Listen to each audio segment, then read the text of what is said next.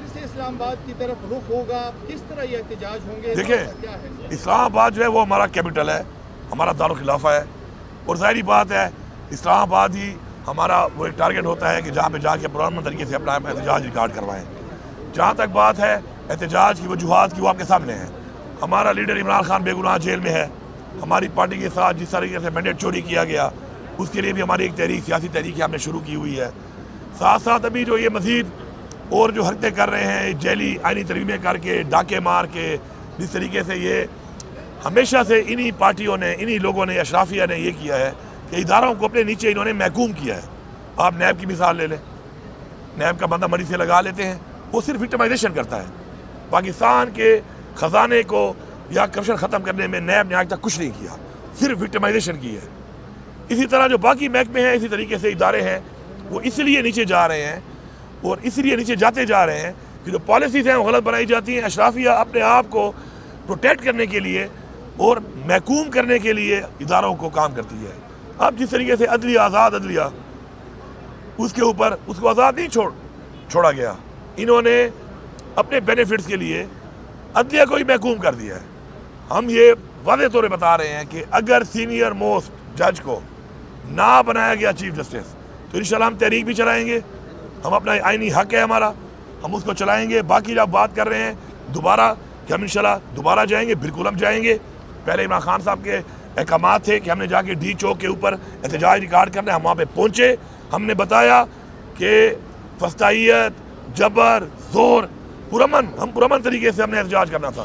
انہوں نے ہمارے پہ جبر، فسطائیت، جو کچھ کیا راستے میں پوری قوم نے دیکھا ہے۔ اتنے بڑے بڑے کھڈے، container, bullets, street firing, rubber bullets, 12 bore کے بلیٹس، لوگوں کو زخمی کیا، لیکن جذبے کو کوئی نہیں ہرا سکتا، جذبے کو کوئی شکست نہیں دے سکتا۔ ہم نے کیا، ہم نے بتایا کہ ہم آ سکتے ہیں، اور ہم نے یہ بھی بتایا کہ ہم پرامن ہیں، ہم آگے نہیں گئے، اور ہم نے وہ نہیں کیا جس سے کہ نقصان ہو کسی بھی طرف، کیونکہ اس طرف بھی ہمارے بچے ہیں، ان کو بھی پروٹیکٹ کرنا ہمارا فرض ہے۔ اس طرف بھی چاہے پولیس ہے، چاہے رینجر ہے، چاہے آرمی ہے، وہ بھی ہمارے لوگ ہیں، ہماری قوم کے بچے ہیں۔ لیکن ان کو یہ سوچنا چاہیے فیصلہ سازوں کو کہ یہ اس طریقے سے جو حکومت کی مشینری کو، حکومت کے اداروں کو، حکومت کی فورسز کو نہتے لوگوں پر استعمال کر رہے ہیں، کیا ان کو یہ زیب دیتا ہے؟ یا کیا پاکستان کے آئین میں گنجائش ہے اس کی؟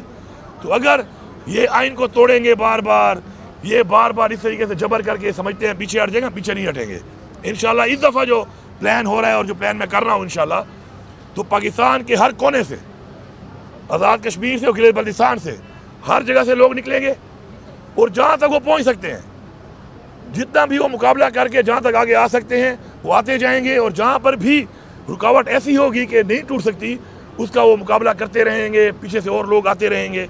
انشاءاللہ پورے پاکستان کو ہم بلاک کریں گے۔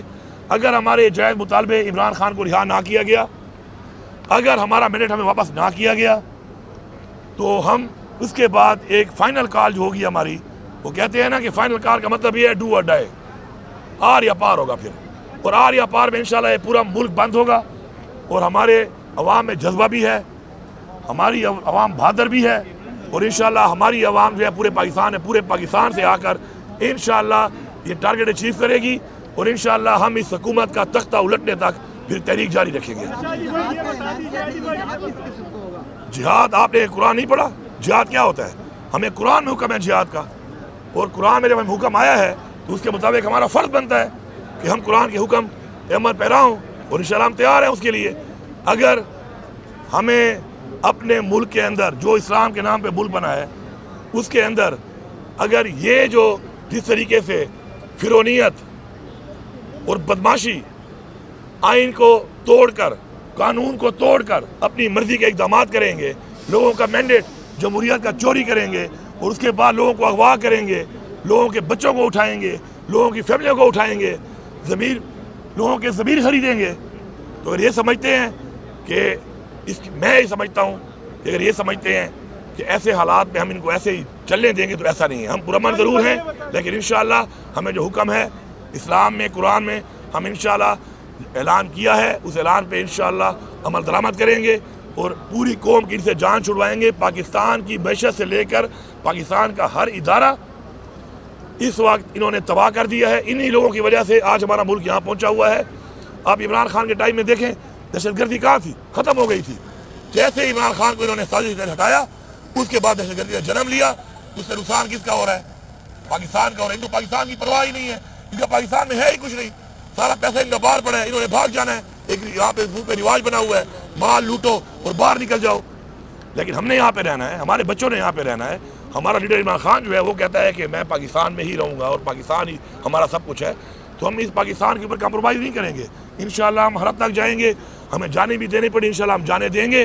لیکن ہم ان کو بتا رہے ہیں فیصلہ سازوں کو کہ یہ نوبت نہ آنے دو, اپنے فیصلے ٹھیک کرو. اور یہ جس طریقے سے آپ کر رہے ہو, یہ جو آپ جس طریقے سے رویہ اختیار کر کے بیٹھے ہو, اگر آپ یہ سمجھتے ہو کہ یہ راستہ اپنے گھر کی طرف آپ دکھا رہے ہو, آپ کا گھر بھی سیف نہیں ہے. حالات ہمیشہ ایسے نہیں رہتے.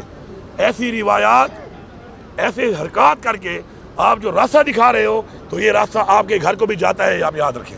اچھا علی بھائی یہ بتا دیجئے کہ آپ لوگوں نے مجوزہ آئینی ترمیم کے حوالے سے ووٹ نہیں دیا, تو کہا جا رہا ہے کہ آپ نے ایک طرح سے ان کی حمایت کی ہے. ہم لوگوں نے صرف بائیکاٹ کیے, مخالفت میں ووٹ نہیں ڈالا.